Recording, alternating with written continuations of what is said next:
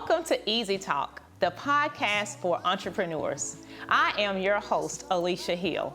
This podcast is all about entrepreneurship, where we are going to deep dive into the real and relevant life of an entrepreneur. Today, we have our very special guest, Miss Kimberly Yasmine.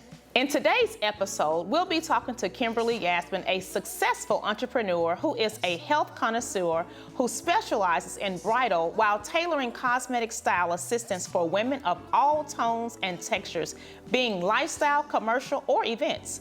We'll explore how she got started, the challenges that she faced, and the strategies that she utilized to build her brand. So whether you're just starting out or looking to take your business to the next level, this episode is packed with valuable insights that you don't want to miss.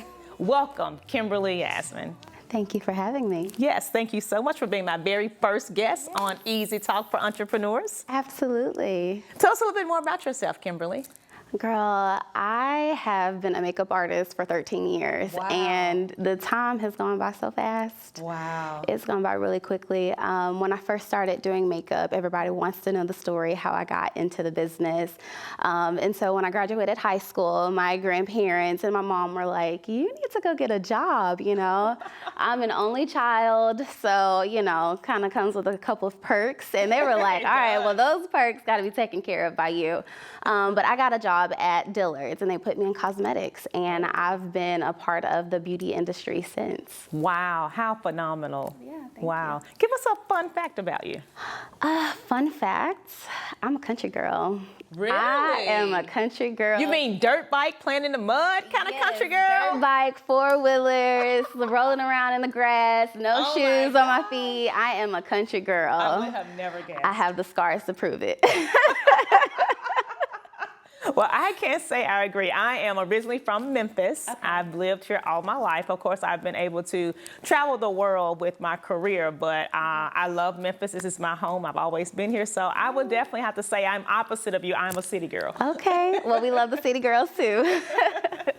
Today's episode is sponsored by PJ Townsend Fam, who is an expert at providing purpose-driven content for faith-based organizations, nonprofits, as well as emerging and upcoming businesses.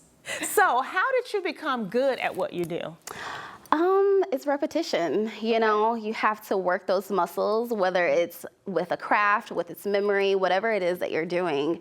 To hone in on a skill, you have to practice. And so I messed up a few faces before I got great, but we made it. And, you know, we're so lucky to have so many women in our lives who support us always. Yes, and it really feels like a sisterhood. You know, it's something that I don't take for granted.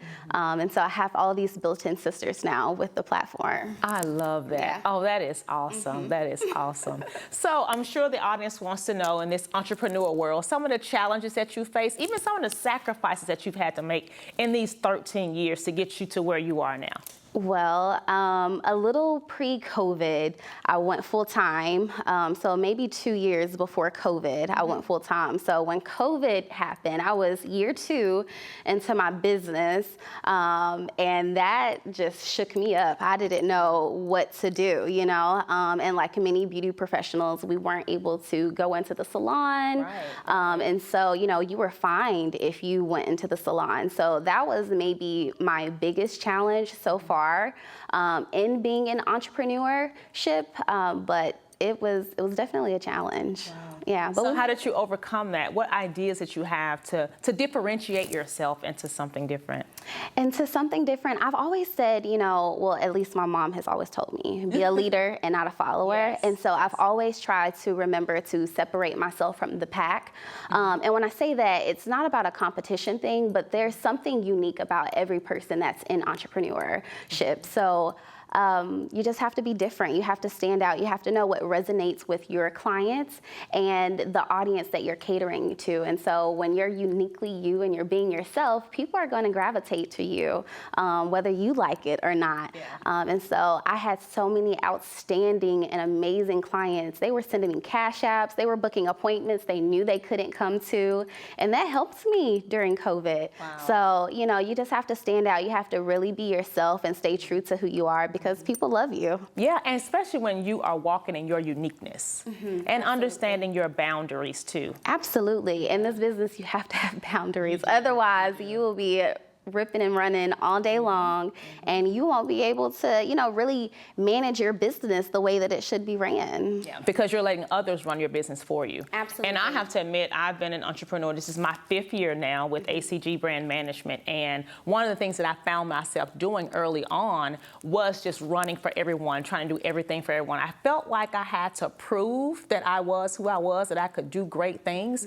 And so I accepted challenges that probably weren't for me. Absolutely. Have you had that happen to you where there were clients that you knew deep down that was not going to be a good client, but Absolutely. as an entrepreneur, you need the money. So what do you do? Absolutely. I have definitely taken the money, girl. I have taken the money. It was on the table. And, now that I'm in year 13, I'm like, girl, all money is not good money. Yes. If it is going to make you upset, if it's going to make you break your own rules, your own boundaries, do things that aren't going to make you happy, how can you best show up for your client if you're not happy? So you have to take care of yourself first. And if it's outside of those bounds, you got to say no. You have to say no. Say I no. think it's hard to say that to a new entrepreneur when their life is dependent on them doing their craft and making the money, because they have no additional income. It's like, this is me. I've got to make this happen. Absolutely. But I hear you saying that it is so important to stand on who you are. You have to. And know your boundaries. You'll get lost. You will get lost in this business with all of the daily tasks, with all the to-do list things that we have to do always. And then you're wrestling with something on the inside, because when you say yes to something, you're saying no to something else. That's true. You're either saying no to your peace, you're saying no to your sleep, whatever it is that's important to you that's going against the grain, you're saying no to it and saying yes to the thing that you don't want to do. I love that, and I need the audience to hear that again. When you say yes to something, you're saying no to something else. Absolutely. I think that's very important. That's something to think about.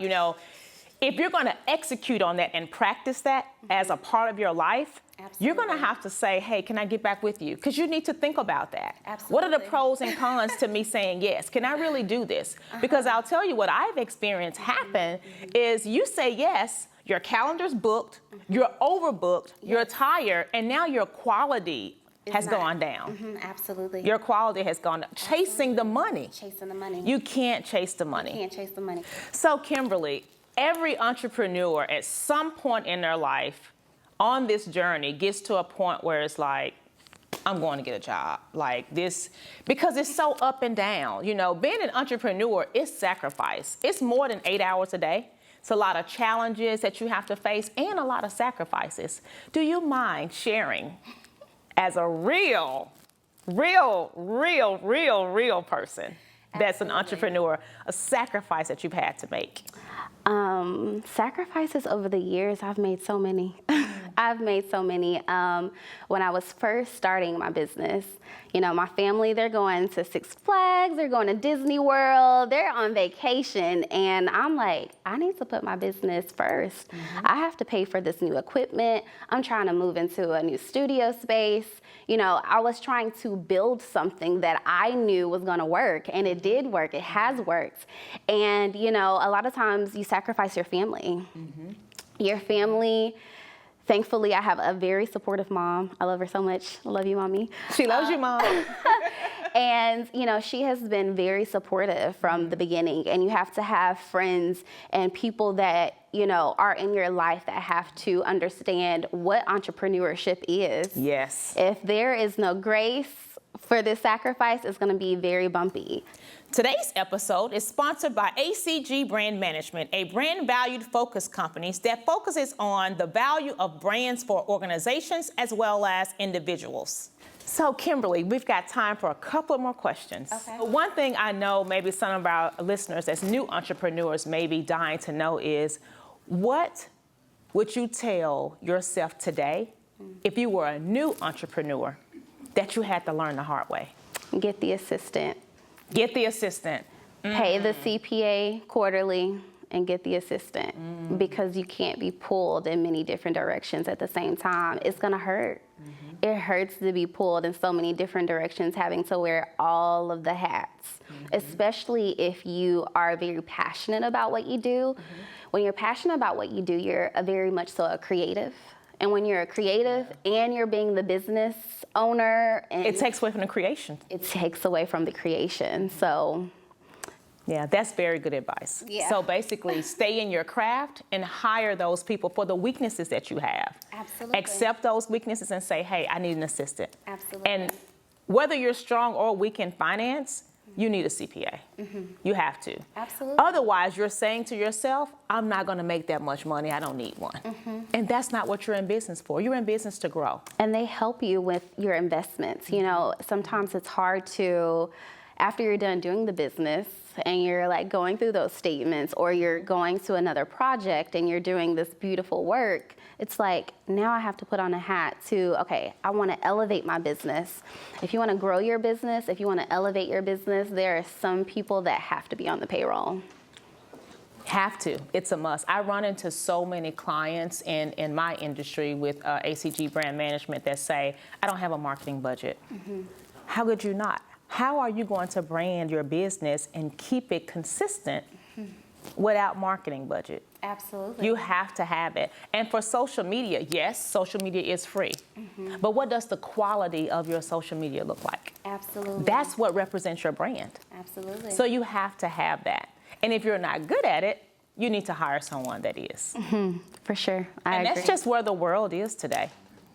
So speaking of the future, what does the future look like for your artistry? Any big projects, anything on the horizon, any collaborations coming up, big weddings? Well, I am traveling quite a bit. So the end of this summer towards the fall, I have a lot of collaborations and projects that I'm working on. I'm really excited to take this to other places that need to see Kimberly Yasmine. I won't spoil it, but be on the lookout. I have a really big client that I'm about to work with. Wow, I'm excited for you. And I've seen some of your work on Instagram with some celebrities that you've worked with, Essence Festival. I know you've done like Stellar Awards. So you've done some great things. You've done my face. Yes, absolutely. So how can we reach you? How can we connect with you? Well, guys, you can reach out to me via my website. It's www.kimberlyyasmine.com, or on Instagram, I'm Kimberly Yasmine Makeup. And I would love to have you. I would love to see you and to, for them to be a part of what we got going on over here. It's beautiful. It is beautiful. Thank you so much for coming and being my very first guest. Absolutely. It was so important to me to start my podcast off with real and relevant, honest, truthful guests, and you were the first person that came to my mind because you were just so naturally beautiful inside and out. And I know you are willing to help make a difference in someone else's life that's about to travel along this journey. Yeah. So thank you for sharing with us. Anything else you want to share or say that I maybe didn't ask? Keep God first. Yeah. You have to have your source. You have to know yourself. You have to know your worth. And that's going to take them a really long way. Yes. And on this entrepreneur journey, you have to know where your help comes from. And it's only going to come from above. Absolutely. Only going to come from above. Those times where you think it's dry and this is not going to work and why is it not working? Sometimes you just need to hear a word. Absolutely. To help you to continue on your journey. So thank you so much. You're to all welcome. of our podcast listeners, please make sure that you stay tuned. Up next, we're going to have our second session with Miss Kimberly Yasmine. So please look forward to hearing from her. Thanks for tuning in.